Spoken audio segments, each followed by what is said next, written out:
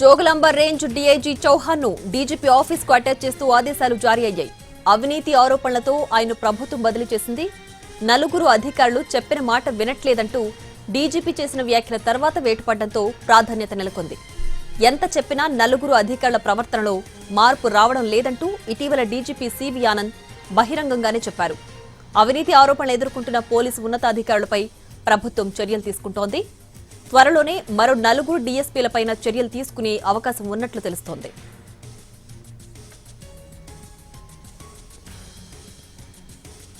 అధికారులు పద్ధతి మార్చుకోకపోతే తదుపరి చర్యలు తీసుకుంటామని ఇటీవల హెచ్చరించారు తెలంగాణ డీజీపీ సివి ఆనంద్. కొంతమంది అధికారులు ఎంత చెప్పినా పద్ధతి మార్చుకోవడం లేదని అన్నారు.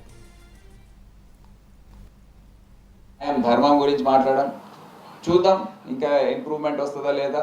ఎవరైతే ఇంప్రూవ్ చేసుకోరో వాళ్ళని తప్పకుండా డిపార్ట్మెంట్ యాక్షన్ తీసుకోవడం జరుగుతుంది. ఇప్పుడు కూడా రాష్ట్రంలో 3-4 ఆఫీసర్లు వాళ్ళని ఐడెంటిఫై చేశాం. ఇన్స్ట్రక్షన్స్ ఇన్ని వీడియో కాన్ఫరెన్స్లో ఇచ్చిన తర్వాత కూడా వారు మార్పు కనిపించకపోతే తప్పకుండా డిపార్ట్మెంటల్ పరంగా యాక్షన్ తీసుకోవడం జరుగుతుంది. నటిక జోగులాంబ రేంజ్ డీఐజీ చౌహాన్ ను డీజీపీ ఆఫీస్ కు అటాచ్ చేస్తూ ఆదేశాలు జారీ అయ్యాయి. అవినీతి ఆరోపణలతో ఆయన ప్రభుత్వం బదిలీ చేసింది. పూర్తి డీటెయిల్స్ మా crime input editor Ramesh Vaitla phone line లో అందిస్తారు. రమేష్,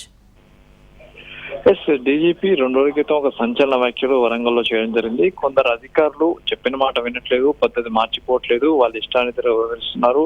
వాళ్ళకి ఎన్నిసార్లు టెలికాన్ఫరెన్స్, వీడియో కాన్ఫరెన్స్ చెప్పినప్పుడు కూడా వాళ్ళ ప్రవర్తనలో మార్పు రావట్లేదు కూడా డైరెక్ట్ గా డీజీపీ ఒక వ్యాఖ్యలు చేయడం జరిగింది. అయితే వ్యాఖ్యలు చేసిన 24 గంటలు ముగిసిన తర్వాత ఒక ఉన్నతాధికారి పైన వేటు పడింది. అతన్ని బదిలీ చేస్తూ అంటే అటాచ్ చేస్తూ ఆదేశం ఇవ్వడం జరిగింది.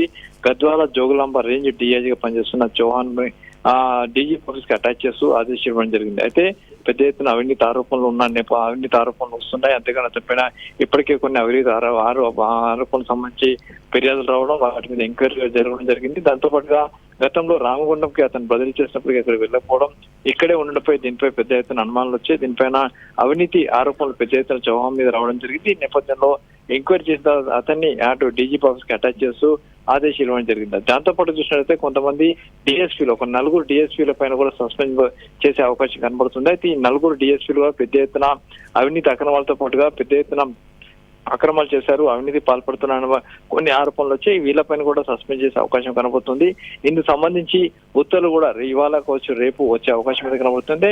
ఈ 4 డిఎస్పీల పైన తీవ్ర చర్యలు ఉండబోతున్నట్టుగా సమాచారం. ఎందుకంటే ఈ 4 డిఎస్పీలు కూడా చాలా పెద్ద మొత్తంలో అక్రమాలు, అవినీతితో పాటుగా చాలా ఎత్తున కొన్ని అసాంఘిక కార్యక్రమాలు చేసినట్టుగా ఇప్పటికీ డీజీపీ వద్ద కూడా సమాచారం ఉంది. ఈ నేపథ్యంలో డీజీపీ ఆ మేరకు వరంగల్లో తీవ్రమైన వ్యాఖ్యలు చేశారు. ఆ మేరకు ఆ 4 డిఎస్పీల పైన కూడా వేటుపడే అవకాశం కనబడుతుంది. దీనికి సంబంధించి 1-2 రోజులకు వాళ్ళపైన కూడా ఉత్తర్వులు వచ్చే అవకాశం కనబడుతుంది. ఎట్టకేలకు అటు ప్రక్షాళన మొదలైందని చెప్పవచ్చు. అంతేకాకుండా అవినీతి అక్రమాలు చేస్తున్న వారిపైన నిఘా ఉంటుందని చెప్పి ఆ డీజీపీ చెప్పడం జరిగింది. అంతేకాకుండా వాళ్ళపైన పూర్తి స్థాయిలో ఎక్కడైతే అక్కడ చర్యలు తీసుకుంటామో కూడా చెప్పడం జరిగింది. ఆ నేపథ్యంలోనే ఇప్పుడు ఒకరికి బదిలీ చేయడం, మిగతా 4 డిఎస్పీల పైన సస్పెండ్ చేసేందుకు రంగం సిద్ధం కావడం ఇప్పుడు తెలంగాణ పోలీస్ శాఖలో ఒక కలకలం రేగొస్తుందని చెప్పవచ్చు. Right Ramesh, thanks for the updates.